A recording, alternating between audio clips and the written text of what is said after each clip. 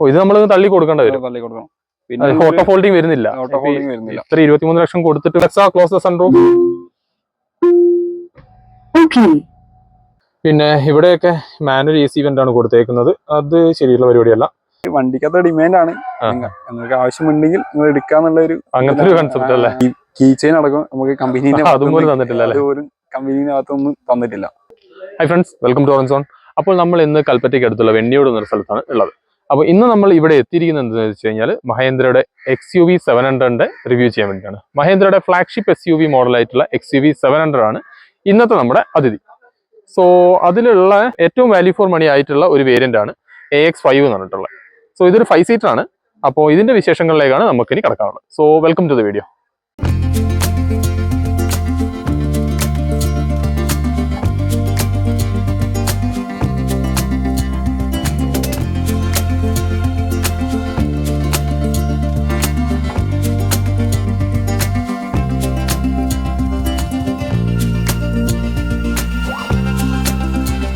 So XUV 700 ഇന്ത്യയിൽ മഹേന്ദ്ര അവതരിപ്പിച്ച 2021 കാലഘട്ടങ്ങളിലാണ്.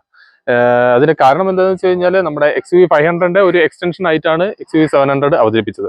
So ഇതൊരു കൂടുതലൊരു ലക്ഷറിക്കാണ് കൂടുതൽ പ്രാധാന്യം നൽകുന്നത്. അതായത് കുറെ ഫീച്ചർ ലോഡഡ് ആയിട്ട് വന്നേക്കുന്ന ഒരു മോഡലാണ് XUV 700. ഈ ഒരു വേരിയന്റിന്റെ പ്രത്യേകത എന്താ വെച്ച് കഴിഞ്ഞാൽ ഇതൊരു 5 സീറ്റർ ആണ്.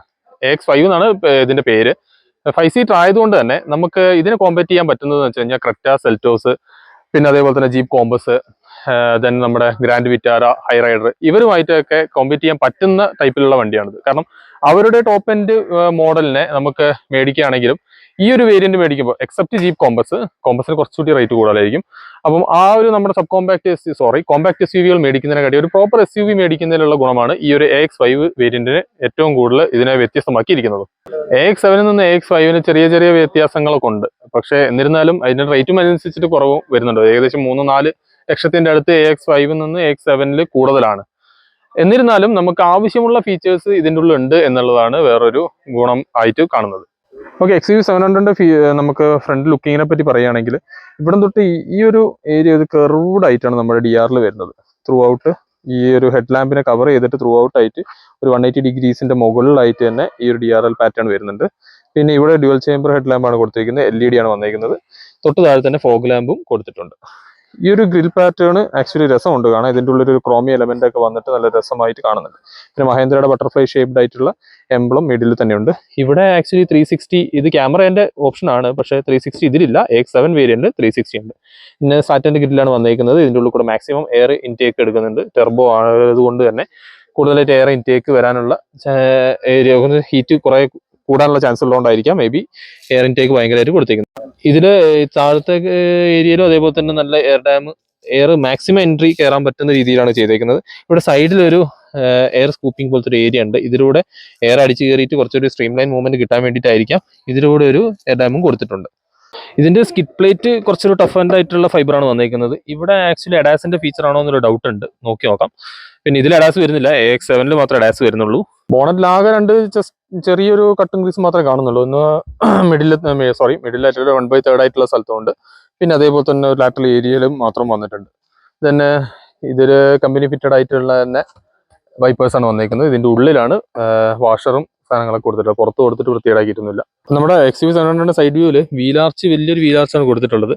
പിന്നെ ഇവിടെ അലോയ് വീൽസ് തന്നെയാണ് കൊടുത്തിട്ടുള്ളത്. 17 ഇഞ്ചാണ് അലോയ് വീല് കൊടുത്തിട്ടുള്ളത്.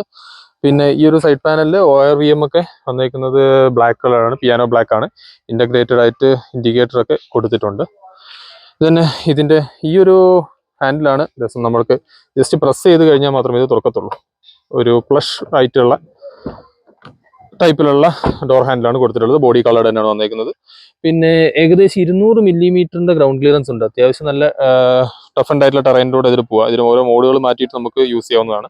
പിന്നെ ഇവിടെ അതേപോലെ തന്നെ ഒരു ചെറിയൊരു ക്ലാഡിങ് ഏരിയ കൊടുത്തിട്ടുണ്ട്. വലുതാക്കി കൊടുത്തിട്ടില്ല, ചെറിയൊരു ഏരിയ ആണ് വന്നേക്കുന്നത്. ബാക്കിൽ തന്നെ ഈ ഒരു പുറത്തെ ഉള്ളിലേക്ക് തള്ളി നിൽക്കുന്ന നമ്മുടെ ഈ ഒരു ഡോർ ഹാൻഡിൽ നല്ല രസമുണ്ട്. ടെസ്ലയുടെ ഒക്കെ മോഡലിലുള്ള ഡോർ ഹാൻഡാണ് വന്നേക്കുന്നത്. മറ്റേതിൽ ഓട്ടോമാറ്റിക് ആയിട്ടാണ്. AX7 ഓട്ടോമാറ്റിക് നമ്മൾ അടുത്ത് വരുമ്പോൾ തന്നെ അത് തുറക്കും, ബിക്കോസ് ആ ഒരു കീ അടുത്തുള്ളപ്പം. ദെൻ ഈ സി പില്ലർ ഇവിടെ വന്നിട്ട് അവസാനിക്കും. ഇതിപ്പോൾ ഒരു 5 സീറ്റർ ആയതുകൊണ്ട് ഇവിടെ വന്നിട്ട് ബാക്കിയുള്ളതൊക്കെ അവസാനിക്കുന്നുണ്ട്. വലിയ ക്ലോസ്ട്രോഫോബിക് ഒന്നും ആയിട്ട് തോന്നുന്നില്ല ഉള്ളിൽ. പിന്നെ ഏകദേശം 60 ലിറ്റേഴ്സ് ഓഫ് കപ്പാസിറ്റി ഉണ്ട് നമ്മുടെ ഡീസൽ ടാങ്കിന്. XUV 700 ബാക്ക് വ്യൂവിൽ പറയുമ്പോൾ നമുക്ക് ഷാർക്ക് ഫിൻ ആന്റിന കൊടുത്തിട്ടുണ്ട്. ഇത് ഇന്റഗ്രേറ്റഡ് ചെറിയൊരു സ്പോയിലർ, നമുക്കത് തോന്നുന്നില്ല സ്പോയിലർ ആണെന്നുള്ളത്. ഇവിടെ തന്നെ വാഷർ ഈ സ്ഥലത്ത് തന്നെയുണ്ട്. പിന്നെ ഹൈമൗണ്ട് സ്റ്റോപ്പ് ലാമ്പ് ഈ ഒരു ഏരിയയിൽ കൊടുത്തിട്ടുണ്ട്. ഡിഫോഗേഴ്സ് ഒക്കെ ലെവലിൽ കാണിച്ചിട്ടുണ്ട്. പിന്നെ വൈപ്പേഴ്സും അതേപോലെ തന്നെ ഇവിടെയുണ്ട്. ദെൻ ഈ ഒരു ഏരിയയിലാണ് റിയർ ക്യാമറ കൊടുത്തിട്ടുള്ളത്. മഹീന്ദ്രയുടെ വലിയൊരു ബാഡ്ജിങ് കൂടെ കൊടുത്തിട്ടുണ്ട്. ദെൻ ഇന്റഗ്രേറ്റഡ് ആയിട്ട് നമുക്ക് സെൻസേഴ്സ് കൊടുത്തിട്ടുണ്ട്. ഒരു വലിയ ക്ലാഡിങ് കൊടുത്തിട്ടുണ്ട്. ഫൈബറാണ്. വലിയ ഫ്രണ്ടിന്റെ അത്രയും ഇല്ലാന്നുണ്ടെങ്കിലും ബാക്കിലും കുറച്ച് കുഴപ്പമില്ലാത്ത ലെവലുണ്ട്. പിന്നെ XUV 700 എന്ന് ഇവിടെ എഴുതിയിട്ടുണ്ട്. AX5 എന്നുള്ള ബാഡ്ജിങ് കൊടുത്തിട്ടുണ്ട്. സാധാരണ ഇപ്പോഴത്തെ വണ്ടികളിലൊക്കെ ഈ ബാഡ്ജിങ് വേരിയന്റ് ഏതാണെന്നുള്ളത് കാണിക്കാറില്ല, പക്ഷേ മഹീന്ദ്രയിൽ കാണിക്കാൻ ശ്രമിച്ചിട്ടുണ്ട്. പിന്നെ നമ്മുടെ ബാക്ക് ലൈറ്റിനെ പറ്റി പറയുമ്പോൾ ഒരു ട്രൈ ആരോ ഷേപ്ഡ് ആണ് ബാക്ക് ലൈറ്റ് വന്നേക്കുന്നത്. അതും LED തന്നെയാണ് വന്നേക്കുന്നത് ഈ ഒരു ഏരിയയിൽ. നമുക്കിതിന്റെ എഞ്ചിൻ റൂം ഒന്ന് കണ്ടു നോക്കാം. ഒരു ഹെവി വെയിറ്റ് സാധനമാണ് വന്നേക്കുന്നത്. നല്ല വെയിറ്റ് ഉണ്ട്. ഇതിൽ ഗ്ലോബൽ ആൻഡ് ക്യാപ്പിൽ 5 സ്റ്റാർ റേറ്റിംഗ് കിട്ടിയിട്ടുള്ള വണ്ടിയാണ് നമ്മുടെ XUV 700. ഇത് തുറന്ന് നോക്കുമ്പോൾ ഇത് ടർബോ എഞ്ചിനാണ് വന്നേക്കുന്നത്. 2.2 ലിറ്റർ ടർബോ CRDA എഞ്ചിനാണ് വന്നേക്കുന്നത്. ഏകദേശം ഒരു 15-16 ലിറ്ററിൻ്റെ അടുത്ത് മൈലേജ് കമ്പനി ഓഫർ ചെയ്യുന്നുണ്ട്. അത്യാവശ്യം ഡീസൻ്റ് ഒരു ഏരിയ ആണ്. നല്ല ചൂടുണ്ട്. ഇപ്പോൾ വണ്ടി കൊണ്ട് നിർത്തിയതുകൊണ്ടാണ്. നമുക്ക് XUV 700 ഇന്റീരിയർ കയറി നോക്കാം. ഇവിടെ ജസ്റ്റ് പ്രസ് ചെയ്ത ശേഷം ഇത് വലിക്കുക. ഡോർ ഹാൻഡിൽ വലിച്ച ശേഷം റൈറ്റ് സൈഡിൽ കാണുന്നത് വിൻഡോസിന്റെ കൺട്രോൾസ് ഒക്കെ ഇവിടെയുണ്ട്. പിന്നെ അതേപോലെ തന്നെ ORVMന്റെ കൺട്രോൾസ് ഇവിടെയാണ്. ഇതില് ഡോർ ഹാൻഡിൽസ് ഒക്കെ സാധാ ബ്ലാക്ക് ആൻഡ് ആയിട്ടുള്ള ഏരിയ ആണ് വന്നേക്കുന്നത്.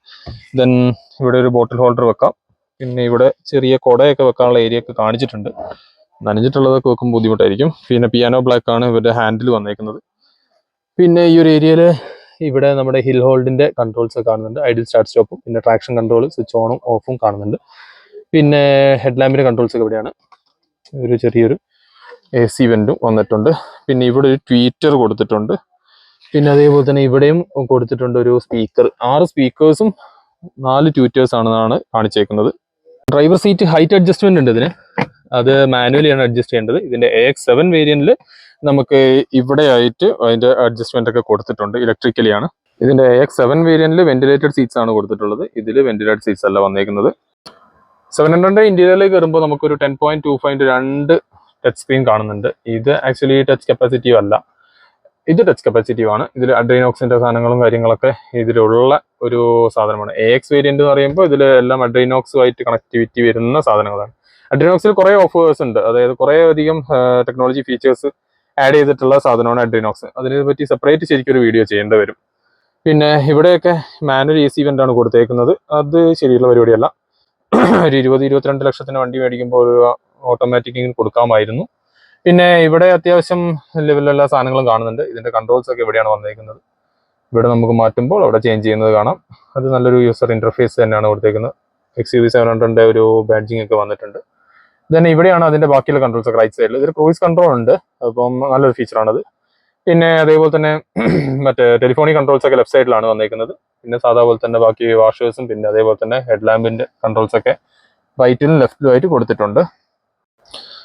ഇവിടെ നമുക്കൊരു വയർലെസ് ചാർജർ ഇതിലുണ്ട്. AX7 വേരിയന്റിലുണ്ട്. AX5-ലില്ല. ഇവിടെ ബാക്കി ഒരു USB കണക്ടിവിറ്റി ഉണ്ട്. വേറെ ഓക്സും കണക്ടിവിറ്റി ഒന്നും AX5-ൽ കാണുന്നില്ല. ഇതിൻ്റെ ഉള്ളിൽ മൊബൈൽ ഫോൺ വെക്കാനുള്ള ഒരു ഏരിയ ഉണ്ട്. പിന്നെ 6 സ്പീഡ് മാനുവലാണ് ട്രാൻസ്മിഷൻ വരുന്നത്.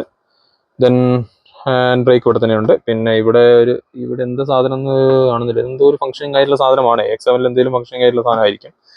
ഇവിടെ ഒരു കപ്പ് ഹോൾഡർ പോലെ സാധനം കാണുന്നുണ്ട്. ദെൻ ഇവിടെ ആംബ്രസ്റ്റിന്റെ ഉള്ളിൽ ചെറിയ സാധനങ്ങൾ എന്തെങ്കിലും വെക്കാനുള്ള ഒരു ഏരിയ മാത്രമേ ഉള്ളൂ.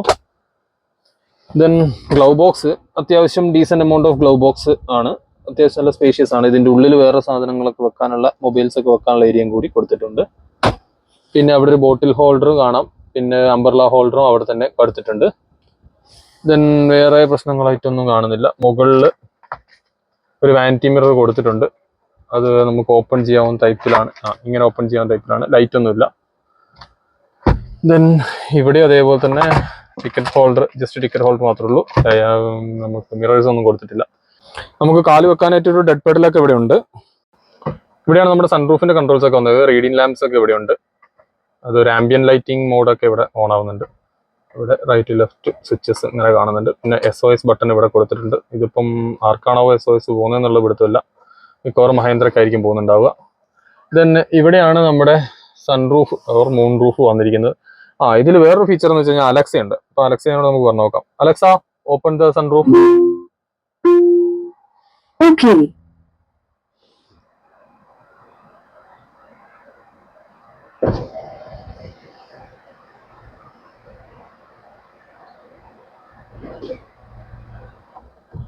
ഓക്കെ, അപ്പൊ അലക്സ സൺറൂഫ് ഓപ്പൺ ചെയ്തിട്ടുണ്ട്. Alexa, close the sunroof.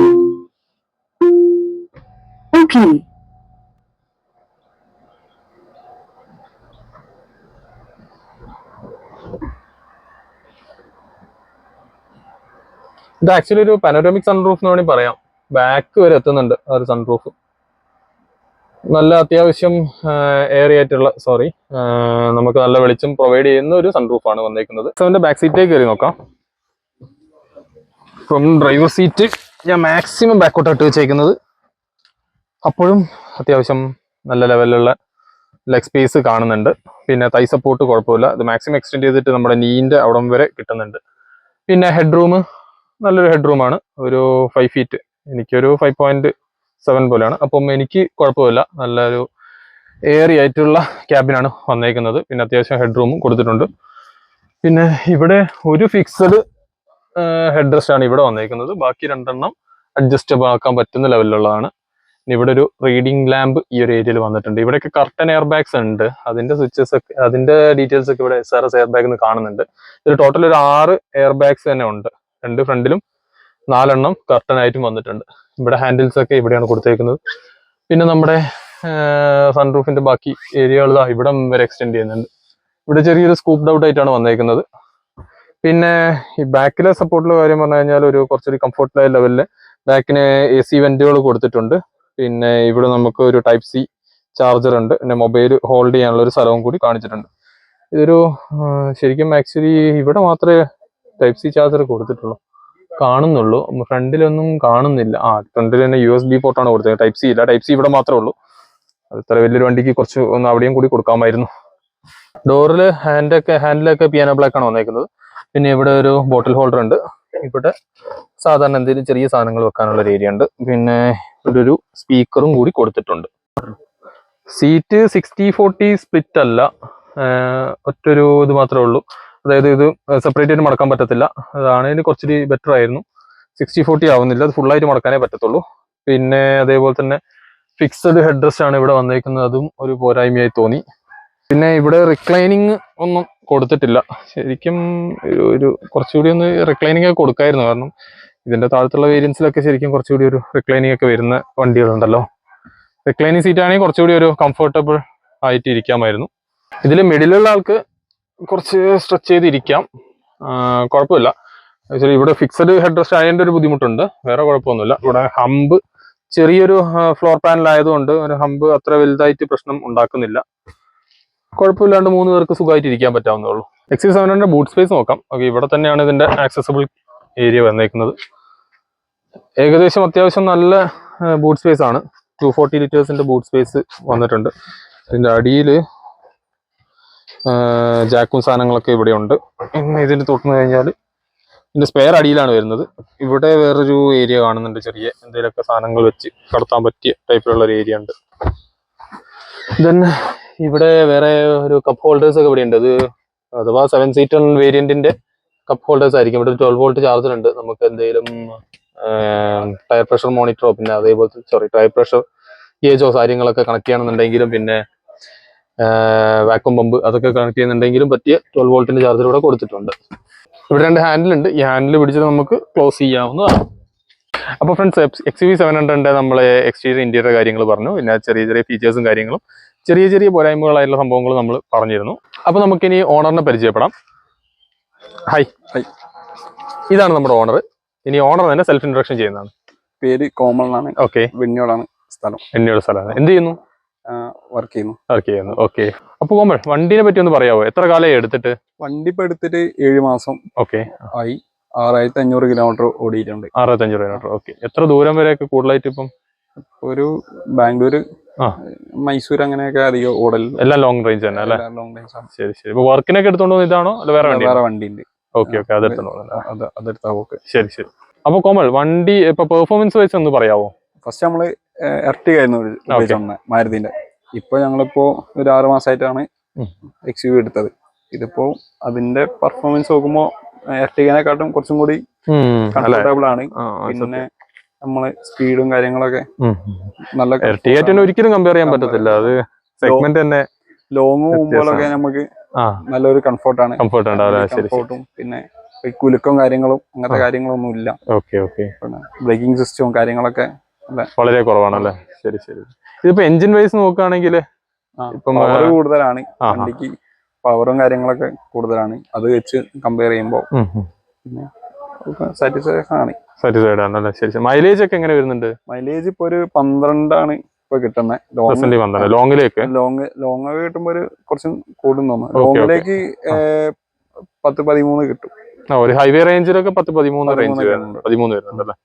ഈ നമ്മുടെ സിറ്റി ഈ ഒരു ഏരിയ നമ്മുടെ ഏരിയയിലൊക്കെ ഓടിക്കുമ്പോൾ 12-11 ആ റേഞ്ച് വരുന്നുള്ളൂ അല്ലേ. ശരി ശരി ശരി.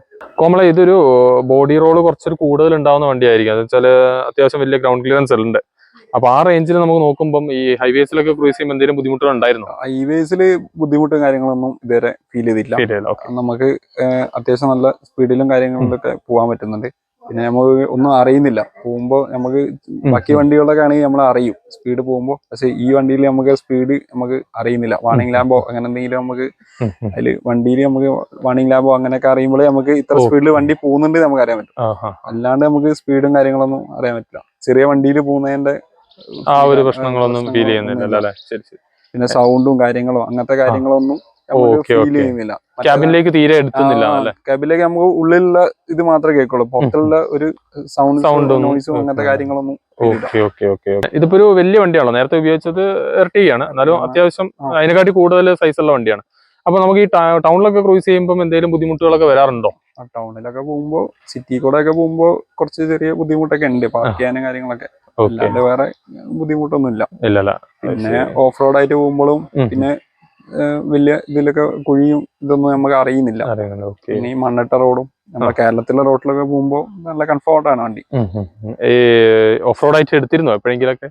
ഓഫ് റോഡ് ആയിട്ട് ചെറിയ ചെറിയ ഓഫ് റോഡ് ആയിട്ട് ഉണ്ടായിരുന്നു. എന്നാലും ജീപ്പ് പോകുന്നാലും അങ്ങ് പോയിക്കോളും. പ്രശ്നങ്ങളൊന്നുമില്ല. ഈ ഫാമിലി എക്സ്പീരിയൻസ് എങ്ങനെയാണെന്നുള്ള അടുത്ത ക്വസ്റ്റ്യൻ വെച്ചാല്, വീട്ടില് അച്ഛനമ്മമാരുണ്ട്, മുത്തശ്ശിയുണ്ട്. അപ്പൊ അവരുടെ ഒക്കെ എക്സ്പീരിയൻസ് എങ്ങനെയാണെന്ന് പറയാമോ? എന്താ വെച്ചാല് നമുക്ക് കയറാനുള്ള ഒരു ചെറിയൊരു ബുദ്ധിമുട്ടുള്ളൂ.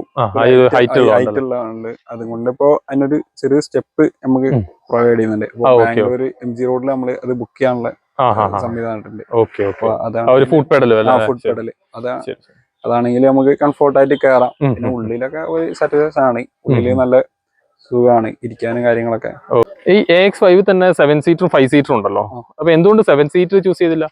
7 സീറ്റർ നമുക്ക് 5 സീറ്റ് ആണ്. നമുക്ക് ബൂട്ട് സ്പേസ് ആണ് അധികം ആവശ്യം വേണ്ടത്. അപ്പൊ നമുക്ക് അധികം നാട്ടിലേക്ക് സാധനം കാര്യങ്ങളൊക്കെ എടുക്കാനും പിന്നെ ഇങ്ങോട്ടേക്ക് വരുമ്പോഴും കുറെ സാധനങ്ങളും കാര്യങ്ങളൊക്കെ ഉണ്ടാവും. അപ്പൊ അതിന് വേണ്ടിയിട്ടാണ് 5 സീറ്റ് ആക്കിയത്. അധികം ആൾക്കാർ കുറവായിരിക്കും. 2-3-4 പേരേ ഉള്ളൂ. അധികം നമുക്ക് ബൂട്ട് സ്പേസ് ആണ് കൂടുതൽ കൺസിഡർ ചെയ്യുന്നത്. ശരി. നമ്മളിപ്പോ ഓൺ റോഡ് വണ്ടി എടുത്തപ്പോ എത്രയായിരുന്നു? 23 ലക്ഷമായി. 23 ഉണ്ടായിരുന്നല്ലേ. ശരി. ചോദിക്കുന്നത് എന്താ വെച്ച് കഴിഞ്ഞാല്, ഈ 23 ലക്ഷത്തിന് ഇപ്പൊ നമുക്ക് വേറെ ഓപ്ഷൻസും ഉണ്ട്. ഇപ്പൊ ക്രെറ്റേന്റെ ആണെങ്കിലും സെൽറ്റോസിന്റെ ആണെങ്കിലും ഹയർ ആൻഡ് വേരിയൻസ് ഉണ്ട്. അതേപോലെ തന്നെ ഹൈ റൈഡർ, ഗ്രാൻഡ് വിറ്റാര, ഇതിനൊക്കെ ഓപ്ഷൻസ് ഉണ്ട്. അപ്പൊ എന്തുകൊണ്ട് ഈ ഒരു വേരിയന്റിലേക്ക് വന്നു എന്നുള്ള അറിയാം. ഇത് എടുക്കാൻ കാരണം ഞങ്ങളതിലൊരു പഴയ 98 ജീപ്പ് ഉണ്ട്. മഹീന്ദ്ര ആണ്. അതുകൊണ്ട് മഹീന്ദ്രന്റെ എഞ്ചിനും പവർ അതിപ്പോ 3-4 ലക്ഷം ഓടിയിട്ടുണ്ട്. അതിന്റെ ഒരു ബേസ് ചെയ്തിട്ടാണ് മഹീന്ദ്രന്റെ പെർഫോമൻസും കാര്യങ്ങളൊക്കെ നോക്കിയിട്ടാണ് ഇത് എടുക്കാനുള്ള കാരണം.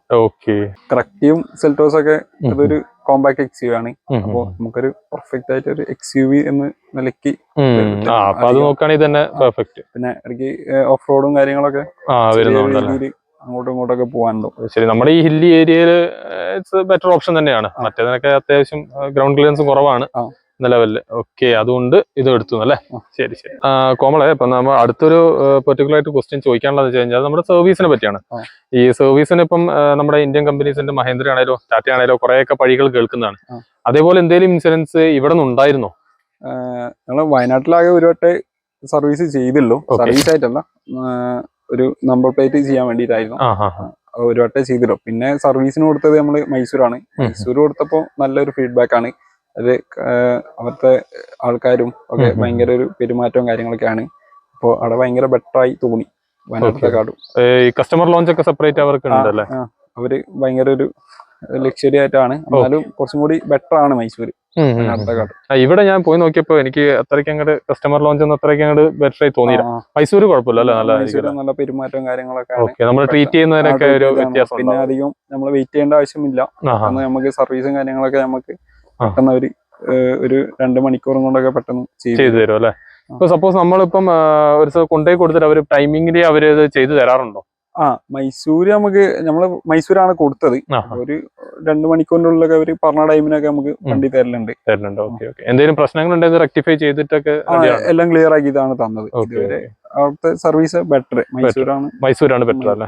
അപ്പൊ എന്തെങ്കിലും എക്സ്ട്രാ വർക്കുകളോ എല്ലാം ചെയ്തിരുന്നു വണ്ടിയിൽ? ഇല്ല, നമ്മള് ഇതുവരെ ഒന്നും ചെയ്തില്ല.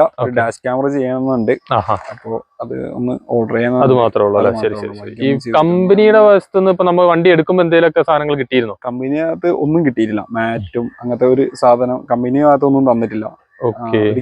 കീ ചെയിൻ അടക്കം നമുക്ക് അതുപോലെ തന്നിട്ടില്ല അല്ലേ? കമ്പനിനകത്തൊന്നും തന്നിട്ടില്ല. അല്ല, അവര് എന്താ പറയുന്നത് നമ്മൾ ചോദിക്കുന്നുണ്ടോ? എന്താ വെച്ചാല് വണ്ടിക്കകത്ത് ഡിമാൻഡ് ആണ്, നിങ്ങൾക്ക് ആവശ്യമുണ്ടെങ്കിൽ നിങ്ങൾ എടുക്കാന്നുള്ള ഒരു അങ്ങനത്തെ ഒരു കൺസെപ്റ്റ് അല്ലേ? കോൺസെപ്റ്റ് ആണ്. അങ്ങനെയാണ് ഡീലേഴ്സ് മൊത്തം അങ്ങനെ തന്നെ. ഞാനിപ്പോ ഈ അടുത്ത് ഒരു ബൊലേറോ ചെയ്തിരുന്നു. അപ്പൊ ബൊലേറോന്റെ അവരോട് ചോദിച്ചപ്പോഴും ഇതേപോലെ അവസ്ഥ തന്നെ പറഞ്ഞു. അവര് നമുക്ക് സാധാരണ ഒരു കോംപ്ലിമെന്റ് പോലെ എന്തെങ്കിലുമൊക്കെ ഒരു മാറ്റോ അങ്ങനത്തെ കാര്യങ്ങളൊക്കെ തരേണ്ടതാണ്. അങ്ങനത്തെ സംഭവങ്ങളൊന്നും തന്നിട്ടില്ല. ഇല്ല, അങ്ങനത്തെ ഇതൊന്നും വന്നില്ല. നമ്മള് വേറെ അതിന്റെ ബേസ് നമ്മള് മാരുതി അങ്ങനത്തെ വണ്ടികൾ എടുക്കുമ്പോ ഒരു മാറ്റും പിന്നെ കാര്യങ്ങളൊക്കെ ചെയ്ത്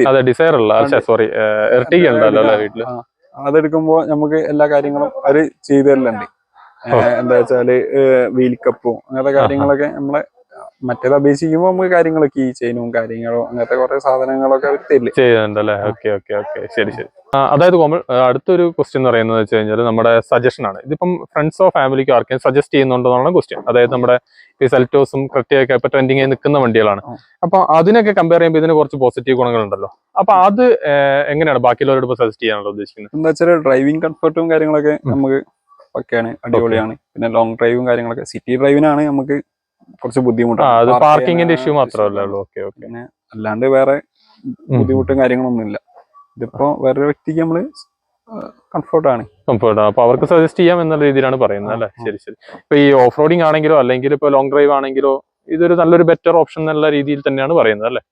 നമ്മുടെ ഈ കേരളത്തിലെ റോട്ടിൽ കൂടെ ഒക്കെ പോകാൻ നല്ലൊരു ബെറ്റർ ഓപ്ഷൻ ആണ്. കുണ്ടും കുഴിയൊക്കെ നല്ലൊരു വണ്ടിയാണ്.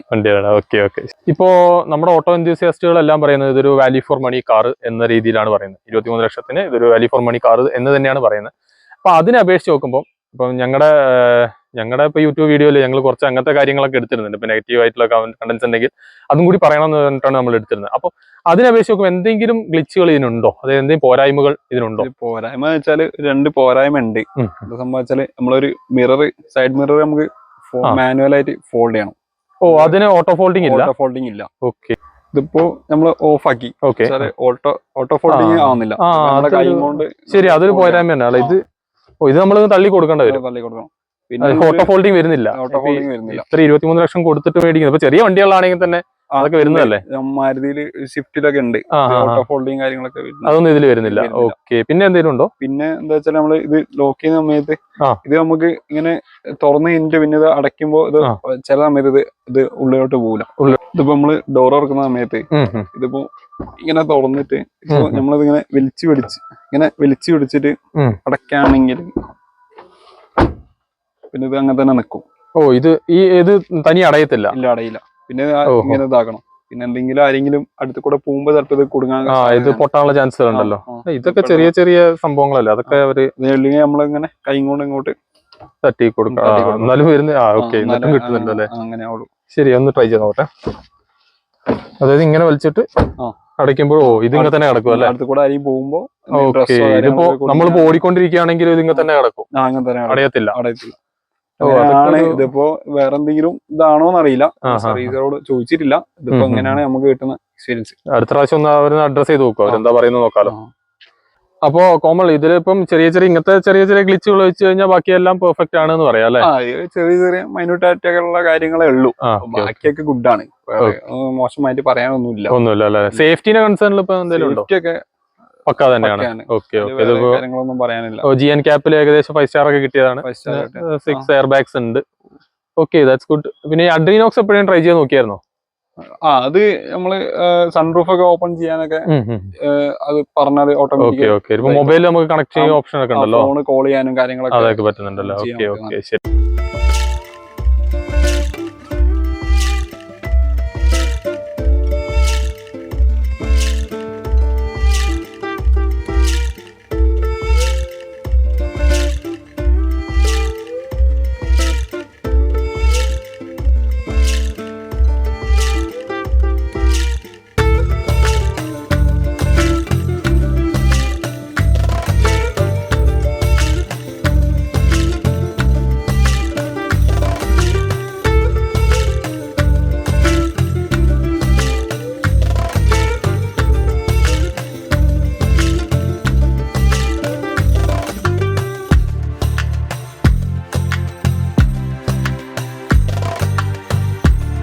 അപ്പൊ കൊമ്പൾ, ഇത്ര നേരം ഞങ്ങളുമായിട്ട് ഡിസ്കസ് ചെയ്തതിന് വളരെ നന്ദിയുണ്ട്. അപ്പം ഇരുട്ടായി, ഇത്രയും നല്ലൊരു വൈകിയ വേളയിൽ ഞങ്ങളോട് എല്ലാ കാര്യങ്ങളും തുറന്നു തന്നതിന് ഭയങ്കര നന്ദിയുണ്ട്.